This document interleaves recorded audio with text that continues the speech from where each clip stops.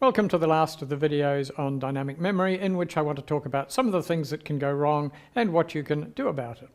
So the first thing that can go wrong is a memory leak. I described that in the earlier videos. This is when you allocate a block of memory and you don't free it. If you've just got a small, well-defined program that does some stuff, builds a graph of something, say, and exits, no problem. But if what you have is a long-running simulation or a program like Microsoft Word that has an awful lot of work to do, then over time, if you leak memory, you will gradually kill the machine you're running on to the point where it becomes unusable, and or the program crashes. So in order to avoid that problem, you must make sure that every time you call malloc, you guarantee that ultimately you will call free.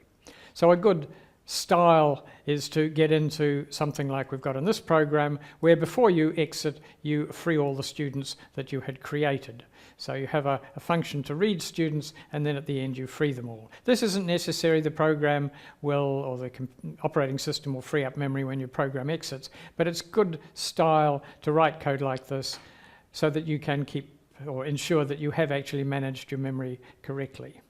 So one of the ways to try to prove to yourself that you have freed all your memory is to make sure that at every bit of code you can track when an allocation took place and when the deallocation took place. So here we have a function read students, a call to read students, and here we have the matching call to free students. This is taken from an example in Lab 6. We have a call to, inside the read students function, we have a loop every time through we read one student.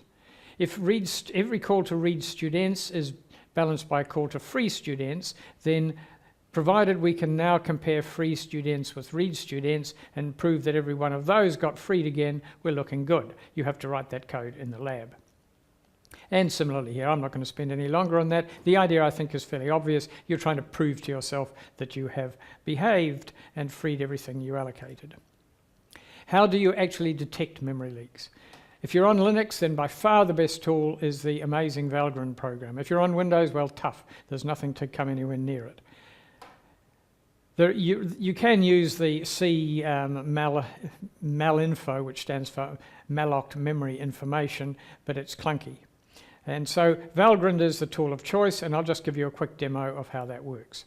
So in Lab 6, we have the program struct example 4. If I run struct example 4, which has already been compiled and built, then I get some output like that. That's this one we're looking at on the right-hand side of the screen. That's this one. I tried to free all the students. Did I succeed? Let's find out.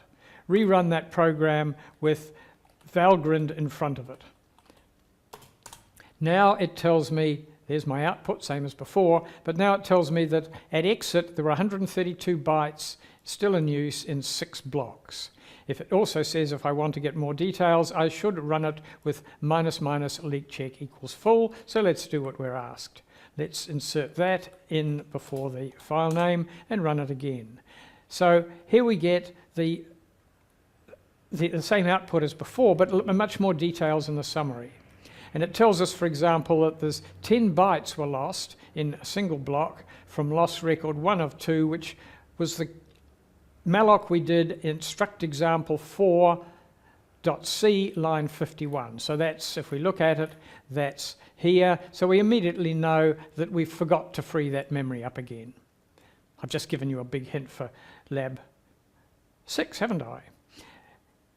And there's a slightly odd thing here. We get another report of a very similar thing, again, same line, which tells us that in 5 blocks we lost 122 bytes. So there's a total of 6 blocks got allocated at this line of code, which is the number of students, so no surprise there.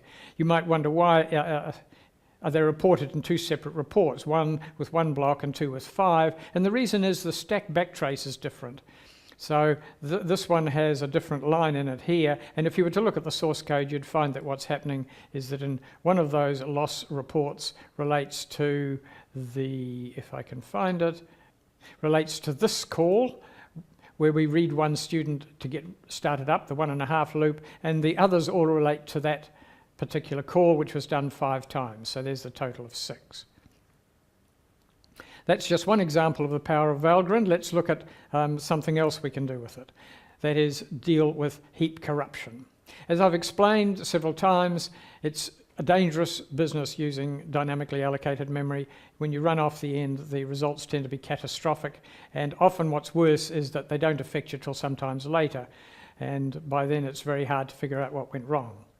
Except valgrind to the rescue. Wonderful tool. What we can do with valgrind, let's give you an example. Let's go back and look at the malloc I had there to allocate memory to a student, and let's suppose I made the typical error of forgetting to allow for the terminator byte.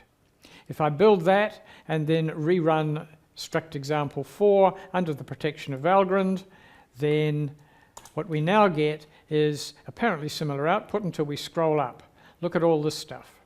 What does that mean? It's a bit daunting at start, but let's take it piece by piece. Invalid write of size 1. This is a write to memory. So the program wrote 1 byte to memory illegally. The write occurred at struct_example.c line 52, which was here. So in the middle of string copy, in fact. We must have made a mistake. And we are told that it's 0 bytes after, in other words, it's a slightly funny origin here, it's essentially 1 byte after the block of size 9 allocated at by the call to malloc at struct example 4 line 51. So we've fallen off the end of this block. So it's very detailed, tells us exactly where we broke our code. Very helpful. So let me restore that +1, and the program is now okay. So lots of information there. It's a bit daunting, but actually a little bit of careful thought. Don't panic, it's all there and very useful.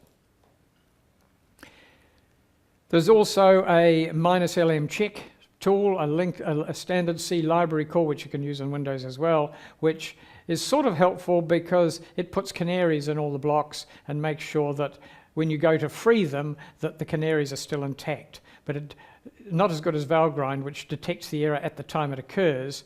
LM check merely tells you that it has happened and what block it happened to. So that's it for dynamic memory. Have fun with it. Bye.